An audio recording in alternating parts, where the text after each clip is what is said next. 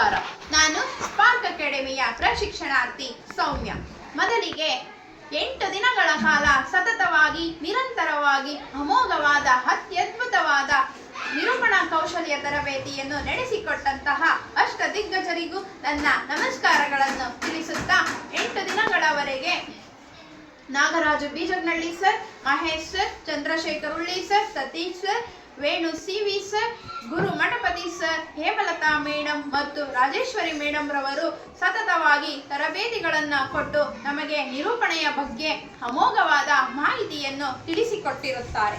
ಇವರುಗಳು ಯಾವ ಸಂದರ್ಭದಲ್ಲಿ ಹೇಗೆ ಮಾತನಾಡಬೇಕು ಮತ್ತು ಸಂದರ್ಭೋಚಿತವಾಗಿ ಯಾವ ವಿಷಯಗಳನ್ನು ಹೇಳಬೇಕು ಎಂದು ಹೇಳಿಕೊಟ್ಟರೆ ಸತೀಶ್ ವಿ.ಕೆ. ಸರ್ ಅವರು ಜ್ಞಾನೋಕತೆಗಳನ್ನು ಅತ್ಯದ್ಭುತವಾಗಿ ತಿಳಿಸಿಕೊಟ್ಟಿರುತ್ತಾರೆ. ಹಾಗೆಯೇ ರಾಜೇಶ್ವರಿ ಮೇಡಮ್ ರವರು ಸಮಯ ಪ್ರಜ್ಞೆ ಬಗ್ಗೆ ತಿಳಿಸಿಕೊಟ್ಟರೆ, ಹೇಮಲತಾ ಮೇಡಮ್ ರವರು ಸಮವಸ್ತ್ರದ ಬಗ್ಗೆ, ಹಾಗೆ ಗುರು ಮಠಪತಿ ಸರ್ ಅವರು ವೇದಿಕೆಯ ಮೇಲೆ ನಿಂತಾಗ ಯಾವ ರೀತಿ ಮಾತನಾಡಬೇಕು ಎಂದು ತಿಳಿಸಿಕೊಟ್ಟರೆ, ವೇಣು ಸಿ.ವಿ. ಸರ್ ಅವರು ನಿರೂಪಣೆಯನ್ನು ಹೇಗೆ ಮಾಡಬೇಕು, ಯಾವ ರೀತಿ ಮಾತನಾಡಬೇಕು ಎಂದು ಹೇಳಿಕೊಟ್ಟಿರುತ್ತಾರೆ. ಚಂದ್ರಶೇಖರ್ ಉಳ್ಳಿ ಸರ್ ಅವರು ಯಾವ ರೀತಿ ಪ್ರೇಕ್ಷಕರನ್ನು ಆಕರ್ಷಿಸಬೇಕು, ಯಾವ ರೀತಿ ಹಾಸ್ಯಗಳನ್ನು ಮಾಡಬೇಕು ಎಂಬುದರ ಬಗ್ಗೆ ಉತ್ತಮವಾದ ಮಾಹಿತಿಯನ್ನು ನೀಡುವುದರ ಮೂಲಕ ನಮ್ಮನ್ನೆಲ್ಲ ನಿರೂಪಣಾ ಲೋಕದ ಮಾಯಾಜಾಲಕ್ಕೆ ತೊರೆದುಕೊಂಡು ಹೋಗಿರುತ್ತಾರೆ. ಹಾಗೆಯೇ ಮಹೇಶ್ ಸರ್ ಅವರು ಕೊನೆಯ ಆಟ ಮೊದಲ ನೋಟ ಕೊನೆಯ ಆಟ ಎಂಬುದರ ಬಗ್ಗೆ ಮಾಹಿತಿಯನ್ನು ಒದಗಿಸಿದರೆ, ಹೇಮಲತಾ ಮೇಡಮ್ ರವರು ಒಂದು ಅನುಭವದ ನುಡಿಗಳನ್ನು ಹಂಚಿಕೊಂಡಿರುತ್ತಾರೆ. ಇವರುಗಳಲ್ಲಿ ತುಂಬ ಅತ್ಯದ್ಭುತವಾಗಿ ನನಗೆ ಆಕರ್ಷಕವಾದಂತಹವರು ಹೇಮಲತಾ ಮೇಡಮ್ ಮತ್ತು ಮಹೇಶ್ ಸರ್ ಅವರು. ಹೇಮಲತಾ ಮೇಡಮ್ ರವರು ವೇದಿಕೆಯ ಮೇಲೆ ನಿಂತಾಗ ವೇದಿಕೆಯನ್ನು ಯಾವ ರೀತಿ ಮತ್ತೆ ಹೇಗೆ ನಿರ್ವಹಿಸಬೇಕು ಮತ್ತೆ ವೇದಿಕೆ ಮೇಲೆ ಎಲ್ಲ ರೀತಿಯಲ್ಲೂ ಸಿದ್ಧಗೊಂಡಿದೆಯೇ ಎಂದು ನಿರೂಪಕರಾದವರು ಯಾವ ರೀತಿ ನೋಡ್ಕೊಳ್ಬೇಕು ಅನ್ನೋದ್ರ ಬಗ್ಗೆ ಮಾಹಿತಿಯನ್ನು ನೀಡಿರುತ್ತಾರೆ ಮತ್ತು ಅವರ ಅನುಭವದ ನುಡಿಗಳನ್ನು ಕೂಡ ಹಂಚಿಕೊಂಡಿರುತ್ತಾರೆ. ಅವರು ಮುಖ್ಯಮಂತ್ರಿಗಳ ಒಂದು ಕಾರ್ಯಕ್ರಮವನ್ನು ನಡೆಸಿಕೊಟ್ಟಂತಹ ರೀತಿ, ಕನ್ನಡ ಸಾಹಿತ್ಯ ಸಮ್ಮೇಳನ ಕಾರ್ಯಕ್ರಮವನ್ನು ನಡೆಸಿಕೊಟ್ಟಂತಹ ನೀತಿಗಳ ಬಗ್ಗೆ ನಮಗೆ ತಿಳಿಸಿಕೊಟ್ಟಿರುತ್ತಾರೆ.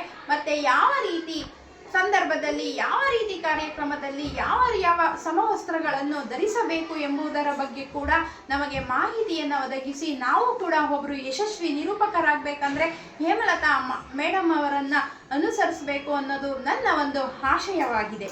ಹಾಗೆಯೇ ಹೇಮಲತಾ ಮೇಡಮ್ ರವರ ಜೀವನದ ಅನುಭವಗಳು, ಅವರು ಮಾಡಿದಂತಹ ಸಾಧನೆಗಳು, ಇವು ಎಲ್ಲವೂ ಕೂಡ ನನಗೆ ಆಕರ್ಷಕವಾಗಿ ನಾನು ಕೂಡ ಒಬ್ಬಳು ಅವರ ರೀತಿಯನ್ನೇ ಅನುಸರಿಸಿ ಅವರಂತೆಯೇ ಬೆಳೆಯಬೇಕು ಎಂಬುದಾಗಿ ನನ್ನಲ್ಲಿ ಅವರ ಮಾತುಗಳು ಆಳವಾದ ಪರಿಣಾಮವನ್ನುಂಟು ಮಾಡಿವೆ. ಹಾಗೆಯೇ ಮಹೇಶ್ ಸರ್ ಅವರು ಕೂಡ ಮೊದಲ ನೋಟ ಕೊನೆಯ ಆಟ ಎಂಬುದರ ಮೂಲಕ ನಮಗೆ ನಿರೂಪಣೆಯನ್ನು ಹೇಗೆ ಮಾಡಬೇಕು, ಅಲ್ಲಿ ಪ್ರೇಕ್ಷಕರನ್ನು ಹೇಗೆ ನಿರ್ವಹಿಸಬೇಕು, ನಿರೂಪಕ ಎನ್ನುವನು ಅತಿಥಿಗಳು ಮತ್ತು ಪ್ರೇಕ್ಷಕರ ನಡುವಿನ ಸಂಪರ್ಕದ ಕೊಂಡಿಯಾಗಿರ್ತಾನೆ. ನಿರೂಪಣೆ ಅಂದರೆ ಏನು, ನಿರೂಪಣೆಯ ಅರ್ಥ ಮಾಹಿತಿ, ಒಬ್ಬ ಹಡಗನ್ನು ಓಡಿಸುವ ಅಂಬಿಗ ಹೇಗೆ ನಂಕುರದಿಂದ ಹಡಗನ್ನು ನಿಯಂತ್ರಿಸುತ್ತಾನೆಯೋ ಹಾಗೆಯೇ ನಿರೂಪಕನು ಕೂಡ ಒಂದು ಹಡಗನ್ನು ನಿಯಂತ್ರಿಸುವ ನಂಕುರನಿದ್ದಂತೆ ಎಂಬುದರ ಬಗ್ಗೆ ಮಾಹಿತಿಯನ್ನು ಅತ್ಯದ್ಭುತವಾಗಿ ನಮಗೆ ತಿಳಿಸಿಕೊಟ್ಟಿರುತ್ತಾರೆ. ಇವೆಲ್ಲ ವಿಷಯದ ಮೂಲಕ ಈ 8 ದಿನಗಳ ತರಬೇತಿಯನ್ನು ನಾನು ಆಲಿಸಿದಾಗ ನಾನು ಕೂಡ ಒಬ್ಬ ಯಶಸ್ವಿ ನಿರೂಪಕಿಯಾಗುತ್ತೇನೆ, ಬ್ರ್ಯಾಂಡ್ ಆ್ಯಂಕರ್ ಆಗುತ್ತೇನೆ ಎಂಬ ಆತ್ಮವಿಶ್ವಾಸ ನನ್ನಲ್ಲೂ ಕೂಡ ಮೂಡಿದೆ. ಸ್ಪಾರ್ಕ್ ಅಕಾಡೆಮಿಯ ಮೂಲಕ ನಮ್ಮಲ್ಲಿ ಆತ್ಮವಿಶ್ವಾಸ, ಧೈರ್ಯ, ವೇದಿಕೆ ಭಯವನ್ನು ನಿಯಂತ್ರಿಸುವುದು ಮತ್ತು ನಮ್ಮ ಜೀವನವನ್ನು ಒಂದು ಸುಗಮ ರೀತಿಗೆ ತರುವುದು ಸ್ಪಾರ್ಕ್ ಅಕಾಡೆಮಿಯ ಉದ್ದೇಶವಾಗಿದೆ ಅನ್ನುವುದು ನನ್ನ ಅಭಿಪ್ರಾಯವಾಗಿದೆ. ಹಾಗೆಯೇ ಸ್ಪಾರ್ಕ್ ಅಕಾಡೆಮಿ ಕೇವಲ ನಮಗೆ ನಿರೂಪಣೆಯನ್ನು ಮಾತ್ರ ಕಲಿಸುವುದಲ್ಲದೆ ನಮಗೆ ಧೈರ್ಯವನ್ನು ಕೂಡ ನೀಡುತ್ತಿದೆ.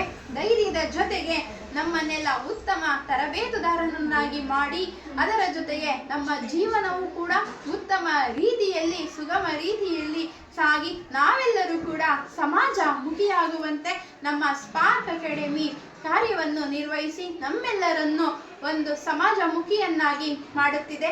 ಹಾಗಾಗಿ ಸ್ಪಾರ್ಕ್ ಅಕಾಡೆಮಿಗೆ ಮತ್ತು ಸ್ಪಾರ್ಕ್ ಅಕಾಡೆಮಿಯ ಎಲ್ಲ ತರಬೇತಿದಾರರಿಗೆ ನನ್ನ ಕಡೆಯಿಂದ ಅನಂತ ಧನ್ಯವಾದಗಳನ್ನು ಅರ್ಪಿಸುತ್ತಿದ್ದೇನೆ. ಎಲ್ಲರಿಗೂ ಅನಂತ ಧನ್ಯವಾದಗಳು.